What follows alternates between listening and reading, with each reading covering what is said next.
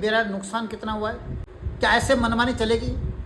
मैंने पेट्रोल की गाड़ी ली है। पेट्रोल की गाड़ी मैंने इसलिए खरीदी थी कि मुझे बताया गया कि टाटा सियरा में पेट्रोल में 15 से 17 या 18 तक का एवरेज आएगा। जो 20% भी है उसमें भी क्या गारंटी है कि वो 20% है। हमारे पास तो मीटर नहीं है नापने का, हम तो नहीं नाप सकते कि उसमें 20 है। जैसे दूध नापने की मशीन होती है कि इसमें दूध में पानी कितना है और दूध कितना है। मामला है एथेनॉल का। पेट्रोल में एथेनॉल मिलाया जा रहा है। मैं आपकी जानकारी के लिए बता दूं कि एथेनॉल आज से नहीं मिलाया जा रहा है। ये एथेनॉल कई सालों से मिलाया जा रहा है। जब कांग्रेस की भी सरकार थी तब भी मिलाया जाता था, लेकिन इसमें फ़र्क क्या है वो समझना ज़रूरी है। उस समय एथेनॉल मिलाया जाता था 1 से 1.5%, और आज जो एथेनॉल मिलाया जा रहा है वो मिनिमम 20% है। मिनिमम 20% है, और मैक्सिमम कितना है उसका कोई रिकॉर्ड नहीं है, उसका कोई हिसाब किताब नहीं है। आप पेट्रोल पंप पर जाइए, वो ये कहते हैं जब आप पेट्रोल भराएंगे कि भाई आपको कौन सा पेट्रोल चाहिए। आपको E20 चाहिए, यानी जिसमें एथेनॉल 20% मिला हुआ है, या आपको नॉर्मल चाहिए। तो जब ये आप उनसे फिर से सवाल करेंगे कि जो नॉर्मल है उसमें कितना है, तो उनके पास एक जवाब होता है कि वो तो पता नहीं कितना है, उसका कोई हमारे पास भी हिसाब किताब नहीं है। यानी वो 50% भी हो सकता है, 60% भी एथेनॉल हो सकता है। और वो एथेनॉल मिलने की वजह से दिक्कत क्या हो रही है, नुकसान क्या हो रहा है, उसका आप एक अंदाज़ा लगाइए कि एक गाड़ी आप 20 लाख रुपए की खरीदते हैं। मैंने अभी रिसेंटली एक नई गाड़ी खरीदी है, टाटा सियरा। अभी नई खरीदी है, अभी 1 महीना हुआ है खरीद करके। मुझे जानकारी नहीं थी और मैंने एक नॉर्मल पेट्रोल उसमें मिला दिया, मतलब उसमें भरवा दिया पहली बार। मुझे जानकारी नहीं थी। उसके बाद किसी ने कहा कि आपने पेट्रोल कौन सा भराया, तो मैंने कहा मैं तो नॉर्मल भराया है। तो उन्होंने कहा आपने तो बड़ा नुकसान कर दिया, उससे तो गाड़ी ख़राब हो जाएगी आपकी। तो एक बार तो मैं उसको खाली करा करके वापस उसको पेट्रोल को बाहर करने वाला था, लेकिन तब तक मैं गाड़ी काफ़ी चला चुका था और उसमें पेट्रोल मामूली बचा था, शायद 15-20 लीटर बचा होगा। उसके बाद मैं दूसरे बार जब पेट्रोल भरने गया तो पेट्रोल पंप पर मैंने कहा कि मुझे पेट्रोल भरना है। तो उन्होंने कहा कौन सा चाहिए। वहाँ पर मेरे को सवाल पूछा गया उनकी तरफ से ही कि आपको E20 भरना है या दूसरा है। तब ये सवाल आया, मैंने पूछा बाकायदा कि मुझे अगर नॉर्मल भरना है तो उसमें कितना है। तो उन्होंने कहा उसका कोई हिसाब किताब नहीं है, वो कितना आता है उसका कोई लेखा जोखा है ही नहीं कि उसमें कितना % है। लेकिन E20 में कहा गया है, और वो भी 20% है या ज़्यादा है उसका कह नहीं सकते, लेकिन एक तरफ से उसमें एक कम से कम हिसाब किताब तो बता देते हैं कि भाई 20% है। 20% से भी गाड़ियां ख़राब हो रही है। अब देखिए आप, कहाँ 1% था और कहाँ आज 20% है। आपको कई वीडियो ऐसे देखे होंगे आपने जिसमें पेट्रोल के साथ धुआं भी निकल रहा है और पानी भी निकल रहा है। एक वीडियो मैंने अभी हाल में देखी है, जो हाल ही में उत्तराखंड की देखी है, जिसमें एक आदमी कह रहा है कि मैंने अभी नई गाड़ी खरीदी है और मैंने 13 हज़ार के जो तो कोई पार्ट्स हैं वो 2 बार चेंज करा दिए। तो इस तरह का एक आदमी का अगर इतना नुकसान हो रहा है कि 13,000 का उसने 2 बार पार्ट, यानी 26,000 उसने 6 महीने के अंदर 2 पार्ट उस गाड़ी में डलवाए हैं, वो चेंज करवाए थे। तो देखो ये है पंप, ये है कैसा जंग लग रहा है इसमें पानी से, नहीं तो पानी से ख़राब हो गया है ये।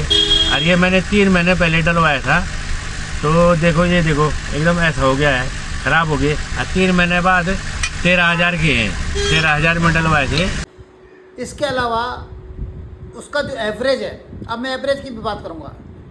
मैंने पेट्रोल की गाड़ी ली है। पेट्रोल की गाड़ी मैंने इसलिए खरीदी थी कि मुझे बताया गया कि टाटा सियरा में पेट्रोल में 15 से 17 या 18 तक का एवरेज आएगा। मैं मान के चलता हूँ कि जो कंपनी बताती है उतना एवरेज नहीं आता है। मुझे लगा अगर 12-13 का भी आएगा तो मेरे लिए ठीक है, क्योंकि पेट्रोल की गाड़ी ये माना जाता है कि पेट्रोल की गाड़ी की लाइफ ज़्यादा होती है। इसलिए मैंने पेट्रोल की गाड़ी इसलिए ली कि लाइफ ज़्यादा और मुझे एवरेज भी बढ़िया मिल जाएगा। 12-13 का भी मिल जाएगा तो मेरे लिए इनफ है, काफ़ी है। लेकिन जब मैंने कम से कम अभी लगातार 700 किलोमीटर गाड़ी चलाई तो मेरा जो एवरेज है वो आया है 8। तो आप लगाइए कि मेरा नुकसान कितना हुआ है, इस बात को आप समझें।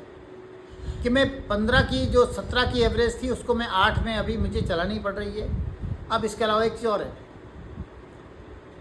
नुकसान सिर्फ एवरेज का नहीं है, नुकसान सिर्फ वो जो गन्ने का जूस में मिला गया है उससे ख़राब जो पार्ट्स हो रहे हैं उसका ही नहीं है, इसके अलावा एक तीसरा नुकसान भी है।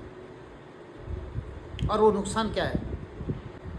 तीसरा जो सबसे बड़ा नुकसान है वो ये है कि जब आप E20 भरते हैं, जब एथनॉल आप भरते हैं, E20 भरते हैं जिसमें 20% है, तो जब सरकार ही इतनी बेईमानी कर रही है या वो मंत्री जिसका ये कारोबार है एथनॉल का वो बेईमानी कर रहा है, क्योंकि वो E20 तो बता रहा है लेकिन नॉर्मल पेट्रोल में कितना एथनॉल है वो नहीं बता रहा है, तो जो पेट्रोल पंप है हम उस पर कैसे भरोसा करें कि वो भी कितना मिलावट उसमें कर रहे होंगे।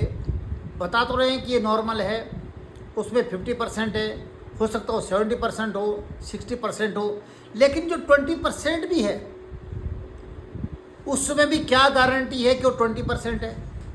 हमारे पास तो मीटर नहीं है नापने का, हम तो नहीं नाप सकते कि उसमें 20 है। जैसे दूध नापने की मशीन होती है कि इसमें दूध में पानी कितना है और दूध कितना है, या अन्य चीज़ों के भी कई ऐसे वो बने हुए हैं, पैमाने बने हैं। या तो सरकार हर आदमी के पास एक टेस्टिंग इक्विपमेंट दे दे जिससे खुद पता लगाए कि इसमें पेट्रोल कितना है और एथनॉल कितना है, या फिर सिर्फ नितिन गडकरी ने बोल दिया नहीं उसमें तो 20% होता है लेकिन दूसरे में तो बता ही नहीं रहे कितना होता है। मतलब ये मनमानी, इतनी मनमानी, मतलब कुछ भी कर रहे हैं और हिंदुस्तान की 140 करोड़ की जनता ये सब भुगत रही है। 140 करोड़ की जनता को लूट रहे मनमाने तरीके से, ये भी नहीं बता रहे हैं कि इसमें एथनॉल कितना है नॉर्मल पेट्रोल में। क्या ऐसे मनमानी चलेगी? आप हिंदुस्तान की जनता को इस तरह से लूटोगे? सवाल यह है।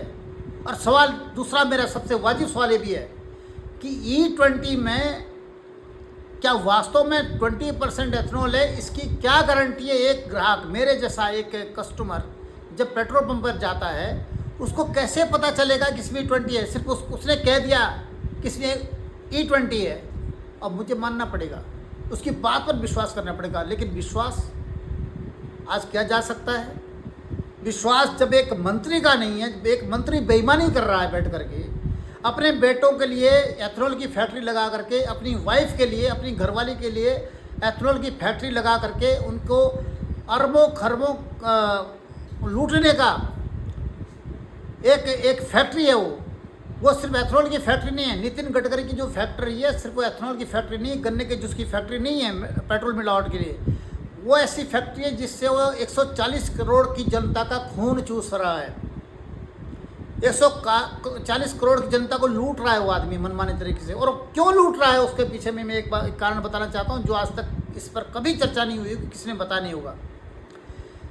नितिन गडकरी क्यों मनमाने तरीके से लूट रहा है, जो ये भी नहीं बता रहा है कि इसमें पेट्रोल नॉर्मल में कितना एथनॉल है, कितना पेट्रोल है, नहीं बता रहा है।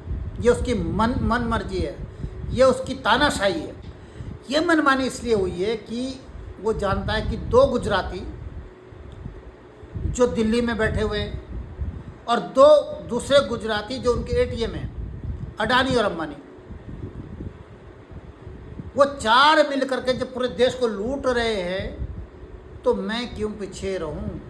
मेरा भी तो आखिरी वक्त है, बहती गंगा में मैं भी क्यों ना हाथ दूं। और वो बंदा, वो इंसान जिसको लोग कह रहे थे कि इसको प्राइम मिनिस्टर होना चाहिए, हालांकि ये वो लोग कहते थे जो उसकी नितिन गडकरी की चिकनी चुपड़ी बातों में आ जाते हैं।